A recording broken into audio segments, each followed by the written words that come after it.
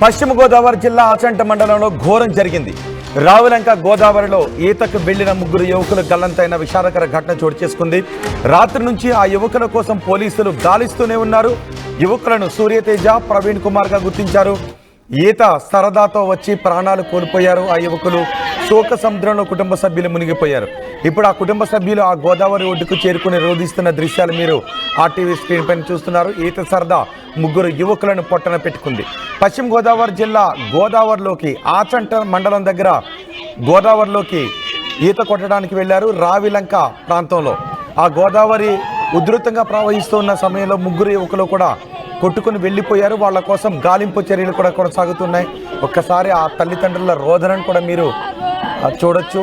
వాళ్ళని ఎవరు ఓదార్చలేకపోతున్నారు. ముగ్గురు యువకులు ఈత కోసం ఈత సరదాతో గోదావరిలోకి వెళ్ళి గల్లంతైన విషాదకర ఘటన చోటు చేసుకుంది. ఒకసారి ఆ తల్లిదండ్రుల మాటలు విందాం.